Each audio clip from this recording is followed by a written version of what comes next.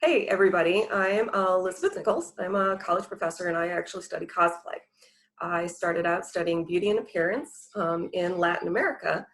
And then when my daughter started cosplaying in 7th grade, I realized that what young folks and older folks were doing when they dressed up in costumes was not actually that different than what each of us do every day when we get dressed and we want to perform our identity. So I started studying cosplay, and I have the amazing opportunity now to not just do my research and talk to cosplayers in the United States, I also do that in Mexico. I go to Mexico before everything went sideways. I was going to Mexico regularly, to Mexico City's La Mole, which is their main Comic-Con, to interview cosplayers. So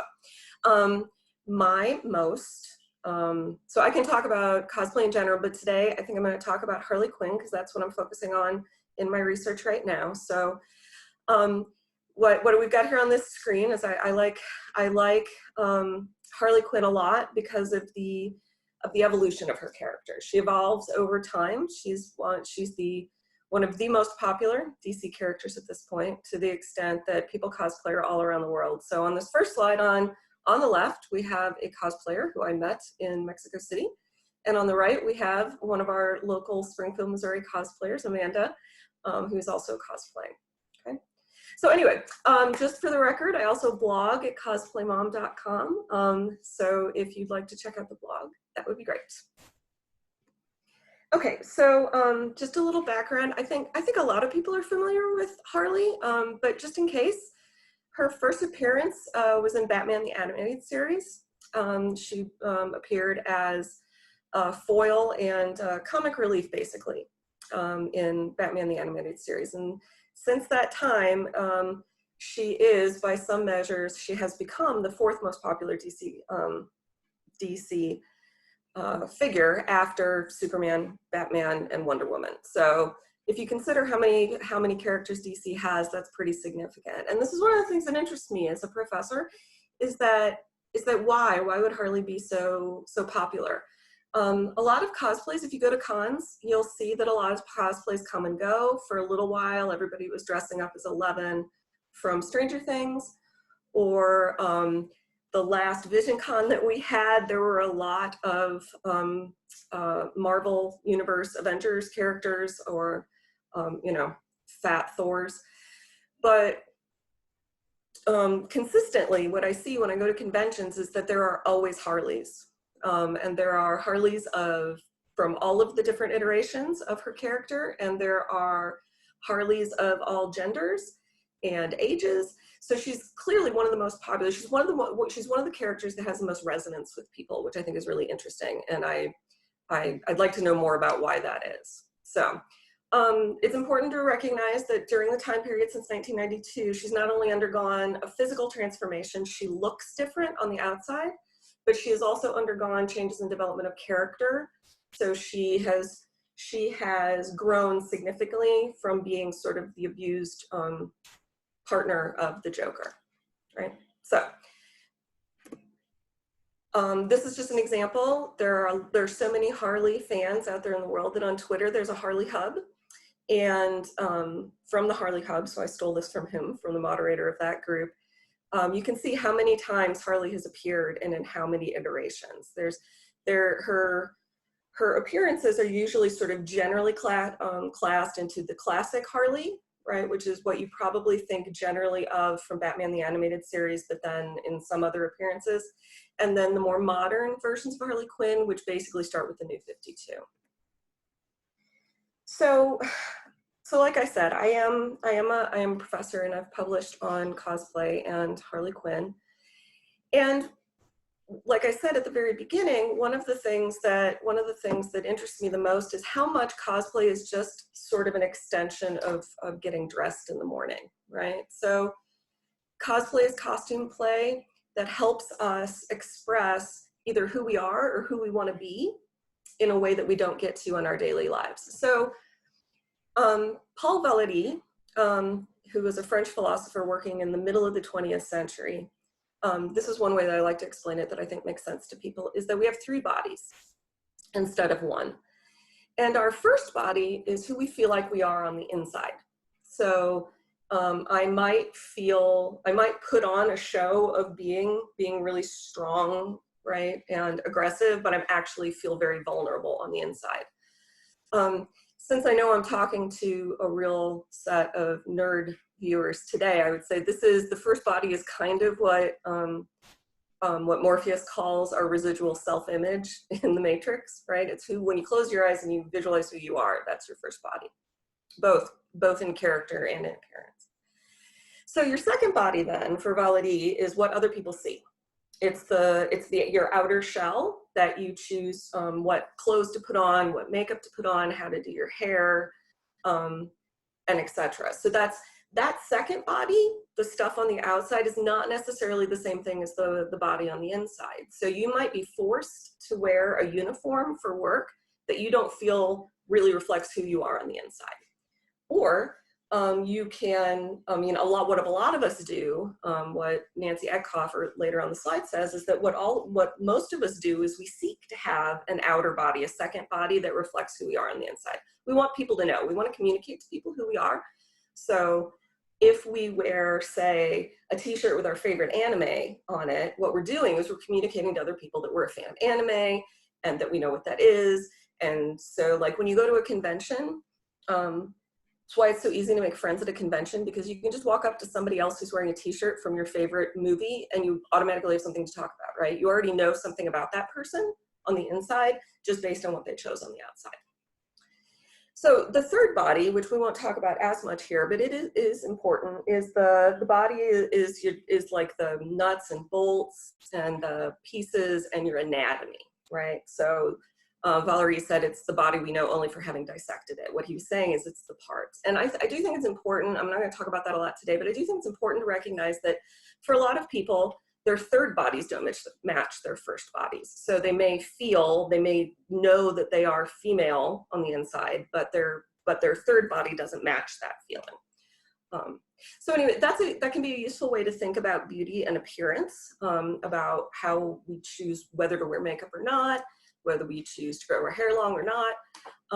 But it's also completely useful as a frame, as kind of a theoretical frame for talking about cosplay, right? And it goes with what Nancy Epochs and Judith Butler say too. Judith Butler basically talks about this with gender.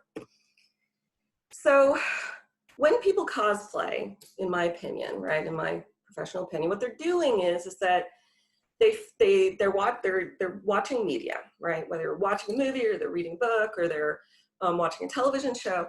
And then what they have is something called affective resonance with a character. So let's say, and I think this is what happens with Harley Quinn, is that people watching Suicide Squad or people reading one of the comic books see what's happening to Harley, and they recognize themselves in the visual image, right? So yeah, that's me, right? And what can happen is that it can either be a recognition of who people really feel like they are, but it can also be aspirational. It can be who they want to be, right? So I've had Harley Quinn cosplayers tell me that they wish they could be that, I was about to say a bad word, that they could be that strong, I'll say strong, and not care so much about what other people think. And other people just really feel like they are that. I mean, and that's true with all cosplay. At the last Visioncon we had in Branson, I talked to a young woman who was playing Negan from The Walking Dead with the baseball bat wrapped in barbed wire. And I was asking her about that, and she said that's because she feels like she is actually cosplaying in her daily life, pretending to be nice. She works in customer service and she's nice to people all day long and all week long, but really who she is inside is the person who would like to beat people up with the baseball bat. So that's totally cool. And one of the things that I think is super cool about cosplay in general is the way that fans engage in producage and participatory culture. Producage is when what the fans want is recognized by the media producers, and then they give us what we want. So an example of that I know is controversial, but it's just an example of that, is how many more women there are in the more recent versions of the Star Wars franchise. The development of Rey as a character is in large part driven by the fact that women now work for Lucasfilm, and women are fans of Star Wars, and they wanted to see more female characters. Another example is in Overwatch. Overwatch, the video game, I'm sure you guys are aware, has like a bazillion characters that you can choose from. But the makers, they actually said, because they're the same guys who made World of Warcraft, and once they had daughters who were like, why are all the girls wearing bikinis? And they're like, we don't know. They realized what they wanted to do was give people all these choices of different ways of picking an external appearance that fit with their first body. Okay, I need to keep myself honest on time. Okay, so some of this is technical. My interviews are IRB approved, which just means that I have to follow certain rules when I'm talking to cosplayers. I have to let them know, for example, that I will be using this in my research. I'll be showing pictures of them. So I just want to be clear that you're going to see a bunch of pictures of Harley Quinn cosplayers. They all agreed. They agreed to have their pictures shown and their thoughts shared. So today I'm just going to talk about 6 Harley Quinn cosplayers in the United States and Mexico. I interviewed from 2017 to 2019 that I talked to in person, and then a lot of times I followed up on Facebook Messenger or Twitter DM. Okay, I always ask people their pronouns, and today I'm going to be talking about female cosplayers who identify as female, which doesn't mean that other gender representations are unimportant. It's just that I feel like that's a different thing, so I'm just not going to talk about it today. Okay, so my thesis, because I'm a professor, is that the evolution of Harley's personality and sense of self is shown on the development of her costume and clothing. And the reason that she's so popular is that because that offers a whole range of choices for cosplayers. There are complex lines of affective resonance between the cosplayers and the character. So it's not just a simple, hey, she's cool, and then they like to cosplay her. Most of the cosplayers I talk to have really deep reasons why they want to cosplay that character. Okay, so just as an example, here are some images, some visual images of both classic Harley and modern Harley. So like I said, the classic Harley is the one from Batman the Animated Series, and then the comic books that go with that. And I just want to point out a couple of things about this image, about this visual image and what Harley looks like. She's got really big eyes, and if you watch the animated series, her eyes are sort of unnaturally mobile, just in a cartoonish way. I mean, not to say that she's demonic. And one of the things that we associate really specifically and directly with large eyes is youth. If you guys ever look at a baby, you'll see that babies' eyes are proportionally too big for the rest of their bodies. So if you think, you can probably think about a whole bunch of visual images and comic representations where if you want to make something cute, you give it big eyes, right? The other thing, so this is the cuter version, right? This is the more innocent version. The other thing, just a couple more things because I could talk about this for a long time, but please note how covered up innocent Harley is. She's really not showing any skin. In this version of Harley, we understand that the black around her eyes is a mask and the white is makeup. It's not like later after she gets thrown into a vat of chemicals. And I think it's really fascinating. There's that really famous scene, it's the one in the middle on my slide, where she's asking the Joker to rev up her Harley, where she's supposed to be flirting in sort of a pseudo-sexual fashion. So she's wearing a little negligee, but notice she's still wearing the hat and the makeup. Oh no!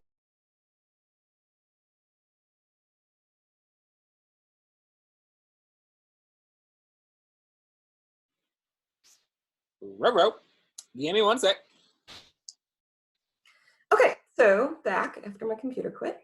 I was talking about classic Harley and the elements of her that make her more innocent. I mean, she's still sort of a chaos agent, but she is more innocent. She's more comic relief.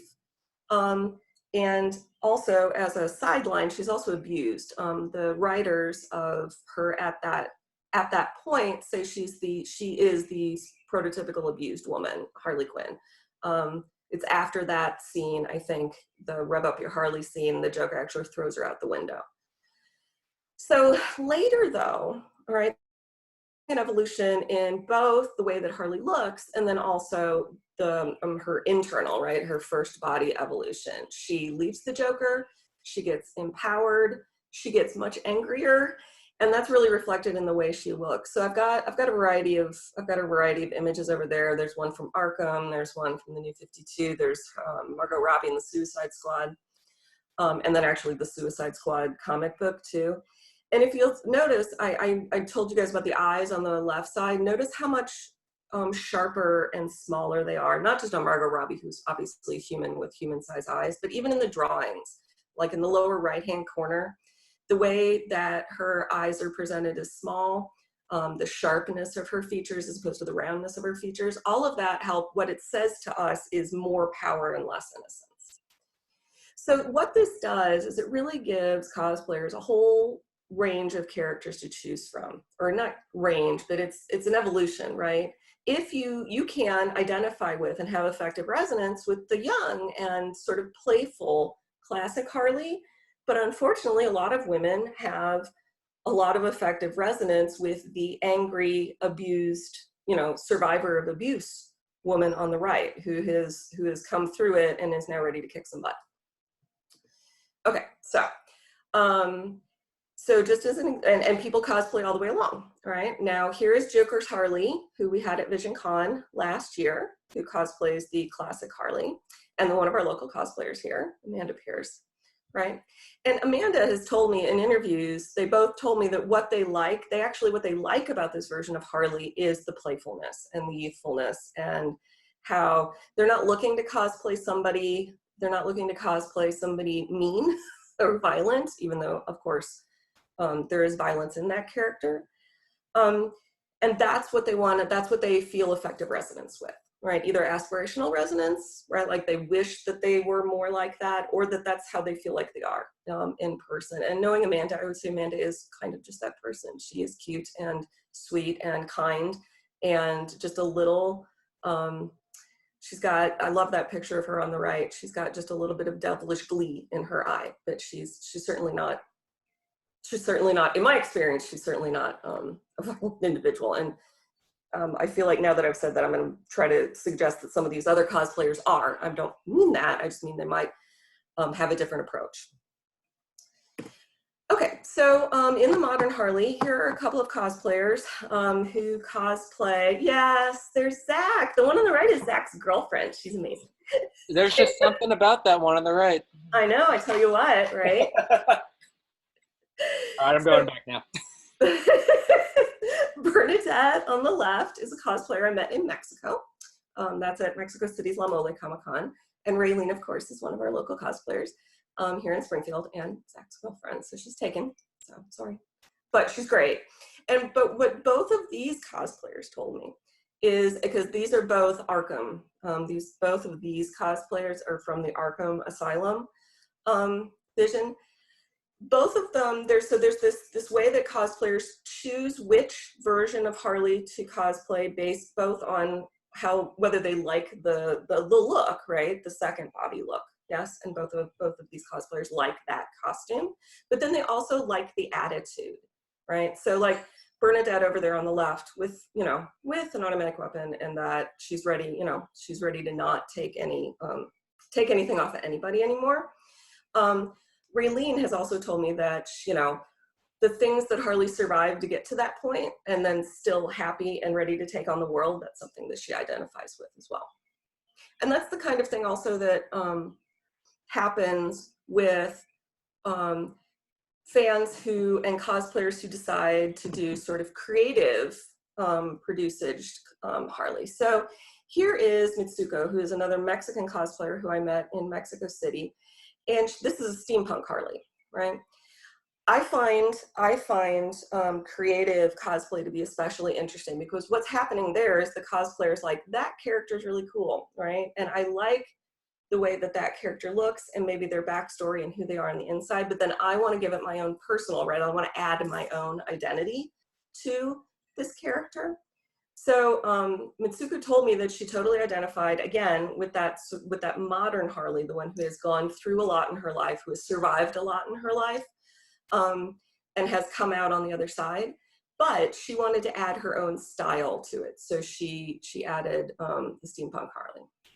I want to mention here too, and this is true of more than one of these cosplayers, is that a lot of times, Mitsuko's one of them, A lot of times cosplayers tell me they cosplay more than one version of Harley as well, which I think is interesting because that's a way to say, okay, this weekend I am feeling more playful and fun, and another weekend I might be looking to have a way to express some of the frustration I have with the world over the weekend. And that's one of the beauties of cosplay, is that it allows you to put on a costume and not necessarily just be somebody else for the weekend, because you can be both yourself and the character at the same time, but to maybe have an opportunity to explore some emotions or explore some elements of your identity that you don't get to on a regular basis. A couple of years ago at Visioncon, I interviewed a cosplayer. She wasn't a Harley Quinn cosplayer, but I interviewed her and she was wearing Slytherin house robes that particular day. And she told me she was a Slytherin student one day. She was going to be Kylo Ren the next day. She was going to crossplay Kylo Ren. And then on Sunday, she was going to be Kaylee from Firefly. And then on Monday, she was going back to her job as a police officer.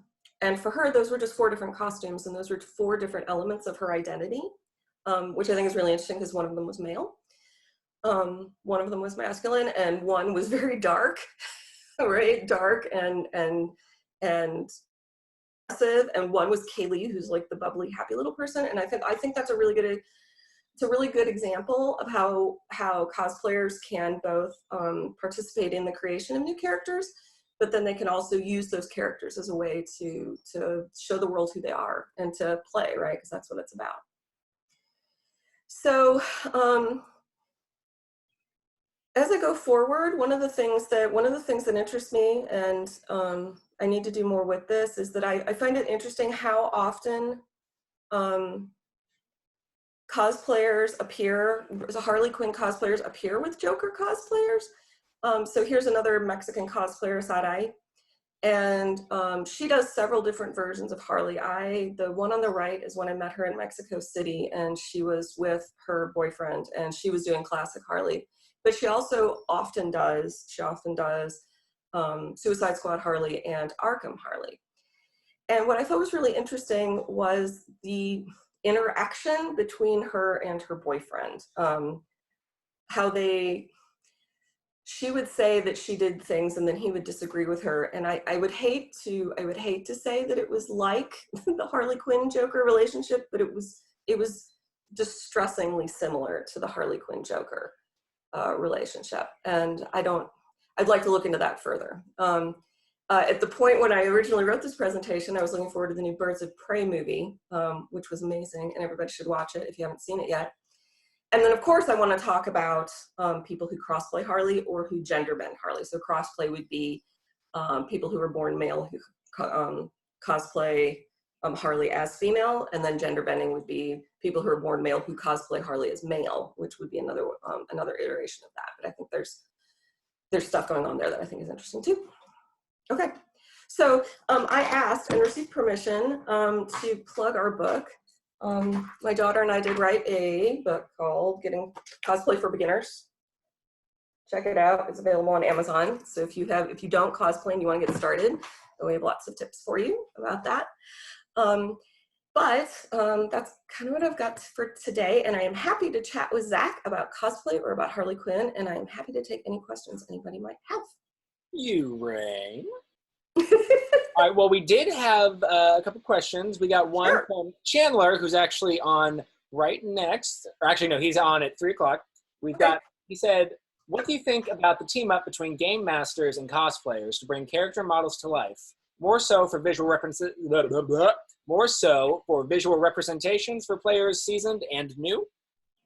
Okay, so I think that's a thing that I'm not super familiar with. I probably need some more context. Are we talking about for role-playing games where people would dress up then as their characters? I think he's referring to, so game masters, I believe, are set pieces, and I guess they're partnering up with cosplayers so that they can make their cosplay to look like their game pieces.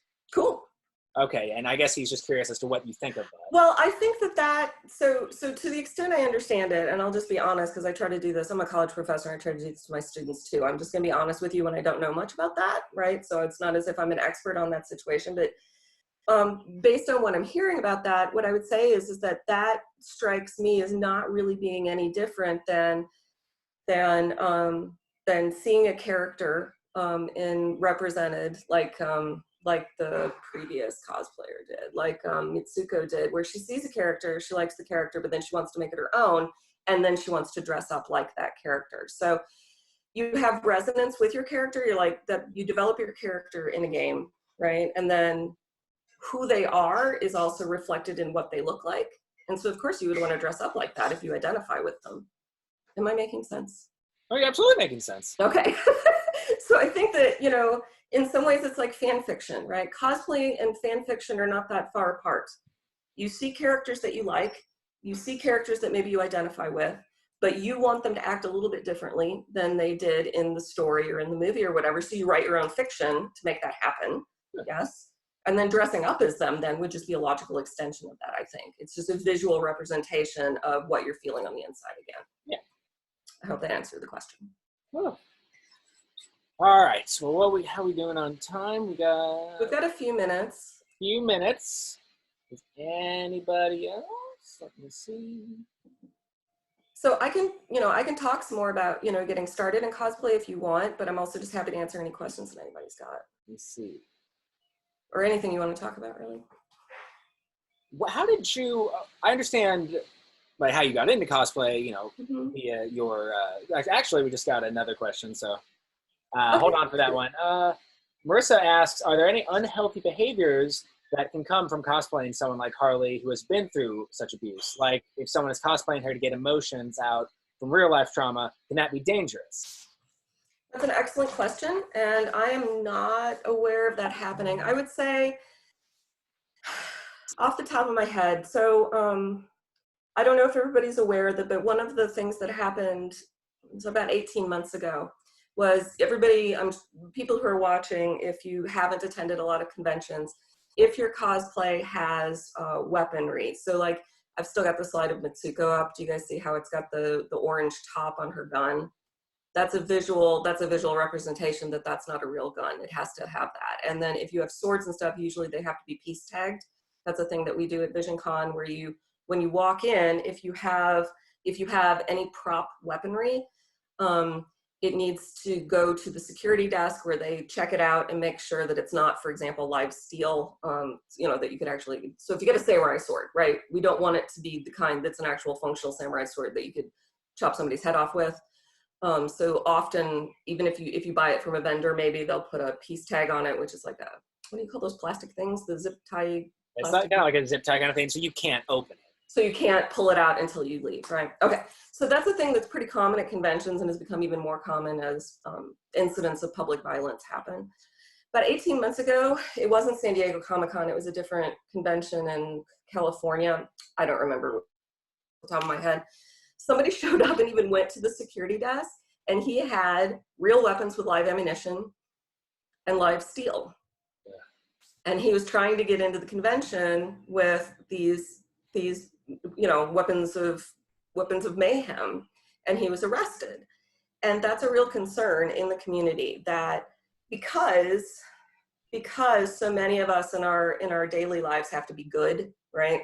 Like we work in customer service, or where I'm a teacher, I can't just show up and spew profanity. So it's an outlet, like Marissa was saying, it's an outlet to be somebody different and let off some steam. Well, you want to do that, but you still have to do that in a way that's not going to be harmful to other people.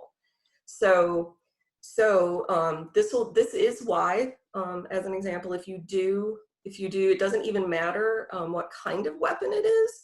It can be a clearly fantastical weapon, like I'm use Scythe from Ruby, right, which is clearly not a real thing. Most conventions will still make you go to the security desk and get a little tag on it to say that it's been checked, that it's not going to hurt anybody. Sure, because you're not the only one at this convention. There are thousands of other people, and if they see a weapon, they're going to be uncomfortable. And you're essentially, even though you're not planning on bludgeoning anyone to death with it. I mean, you're still affecting other people's, enjoyment with this convention. So, Well, it's part of the social contract, right? The social contract, that's a sociological term. The social contract that we enter into at a convention is that we're all here, and some of us are going to be pretending to be bad guys, but that doesn't mean we're actually going to kill people, right?